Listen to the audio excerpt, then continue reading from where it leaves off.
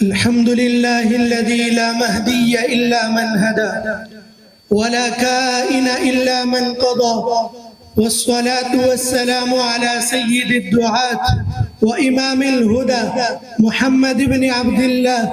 بلغ الرسالة وأدى الأمانة ونصح الأمة وتركها على محجة البيضاء ليلها كنهارها، وعلى آله وصحبه ومن تبعهم بإحسان إلى يوم الجزاء. أما بعد، قال الله تبارك وتعالى في كلام المجيد والفرقان الحميد بعد أعوذ بالله من الشيطان الرجيم: الذين إن مكناهم في الأرض أقاموا الصلاة وآتوا الزكاة وأمروا بالمعروف ونهوا عن المنكر. وفي مقام آخر: ولينذروا قومهم إذا رجعوا إليهم لعلهم يحذرون. صدق الله العظيم. رئيس الحفلة المبجل، حضرات الحكم وضيوف الكرام، أني فرحان جدا بين يديكم بتشرف هذا اللقاء المبارك وبتقديم خطبة يسيرة، وأحييكم قبل كل شيء بتحيتنا الرائعة: السلام عليكم ورحمة الله وبركاته. موضوعي معكم اليوم فريضة العالم في إصلاح المجتمع.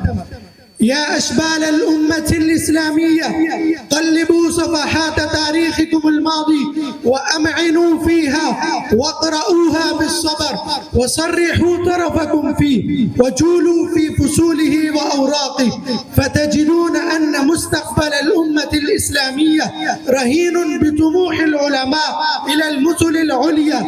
ولا شك أن العلماء هم مستقبل الأمة، بل مستقبل العالم والإنسانية كله. يا إخواني في الله، إن ثبتت هذه المكانة الرفيعة فرفعة المكانة تقتضي رفعة الفرائض، فيجب على قيادة الأمة الإسلامية أن ينيروا بحقيقة الإسلام عقول الأجيال الشابة، وأن يجنبوهم عن مزالق الجهل والفساد والتبعية بالرعاية والاهتمام، لأن هذه الفرائض تبعد الهلاك عن المجتمع. قال عز وجل: وما كان ربك ليهلك القرى بظلم وأهلها مصلحون. يا أزهار الإسلام، ولكن الأمر قد انعكس اليوم طرا. لا يوفر عصرنا الراهن أبطالا من يدرك الظروف الحديثة ويطلع على مكايد الأعداء ونواياهم الخبيثة، بل نحن اليوم مشاجرون فيما بيننا، والأعداء قد ألقوا المراسي لتشتيت مجتمعاتنا ولتفريق شملتنا. يا معشر الأحبة، إن مجتمع الإسلامي على جرف هار يكادون أن يسقطوا في النار، فيجب على قيادة الأمة الإسلامية أن يعاملوهم بالرفق واللين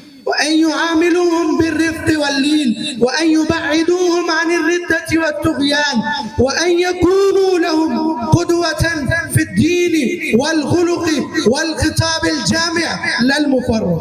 يا معشر الأحبة، يفرض على علماء الأمة أن يستعرضوا الأوضاع الراهنة ويحافظوا على البيئة الاجتماعية، ويتسلحوا بالأسلحة الإيمانية والعلمية والمادية، وتصمدوا في سبيل ذلك صمود الجبال الراسيات، وتهزم الأعداء في كل جهة من جهات المقاومة والمناضلة والمغامرة. فإذا ينكشف غمرات المصائب وينقشع سحابة الغموم والهموم، فيبدو النهضة الإصلاحية ومعالمها النيرة في المجتمعات الإسلامية. وأتم عرضي على قول الشاعر: تفقه وعلم بعده الناس دينهم، تفقه وعلم بعده الناس دينهم، وأنذرهم بعد الرجوع فيحذروا، ولا تكتمن علما فإن جزاءه على ما أتى فيه لجام مسعر. وختاما، نسأل الله الباري عز وجل أن يوفقنا إلى